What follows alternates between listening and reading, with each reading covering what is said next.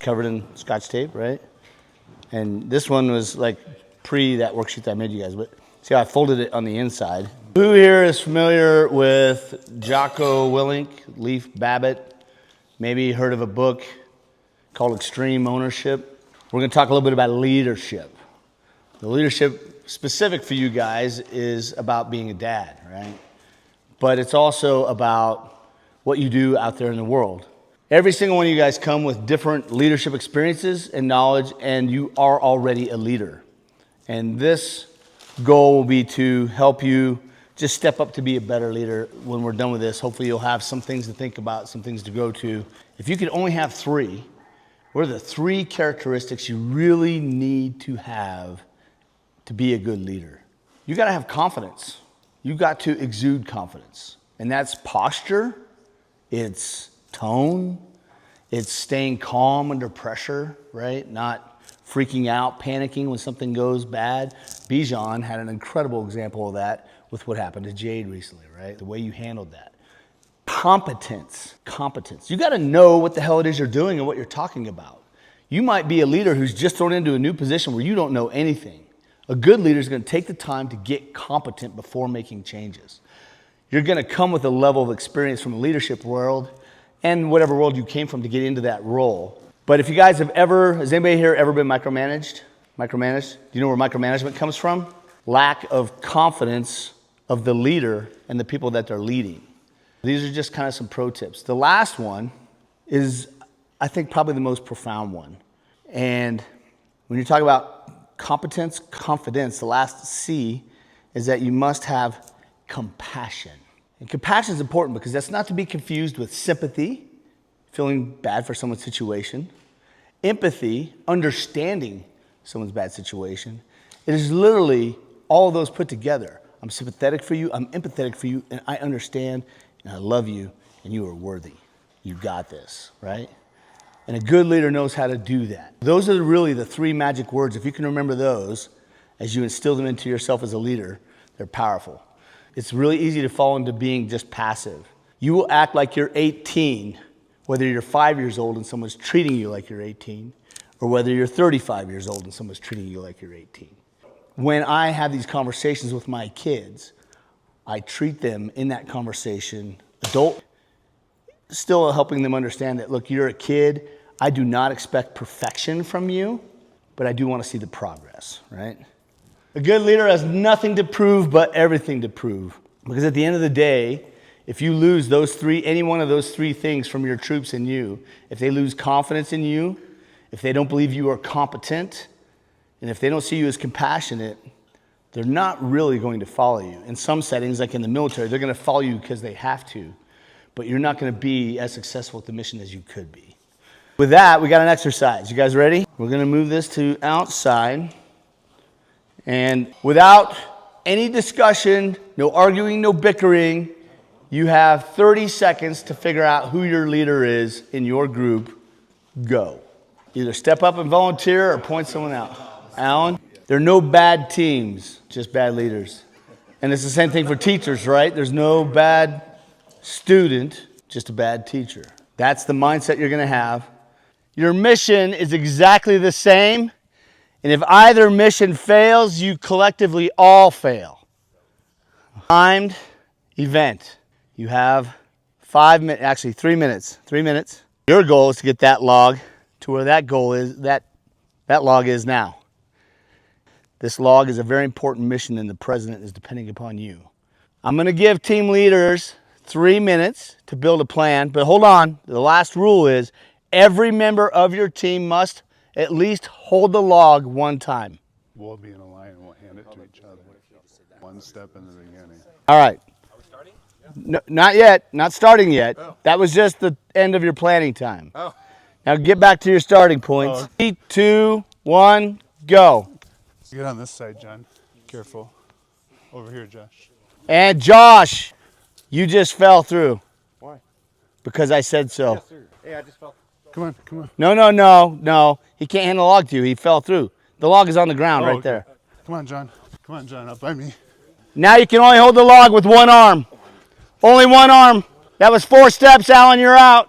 There goes their leader. What are you going to do, team? You guys got it. Who's the new leader? There you go.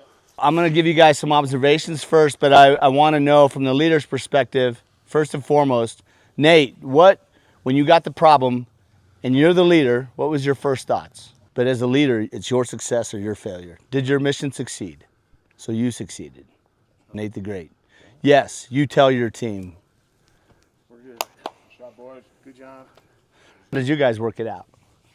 I think we had a pretty, like, we were blessed to have a pretty open dialogue between the four of us. And Josh stepped up towards the end of the discussion as more of a logistics planner. We built a foundation of what we wanted to do, and then based on Josh's suggestions, we kind of changed it up a bit and decided to deviate from the initial plan and change it like halfway through to get to the end. All right, good. Did everything go as planned? No. No, what happened? What went wrong? Through a hole. You fell through a hole. I think oh, sorry, go ahead. I think there was also a hazard for our heads there that we didn't see, that branch, because we planned on meeting at that stump, and then I realized, I don't think anybody got hurt, but I realized John was about to hit his head on that branch. Like, potentially could have been bad.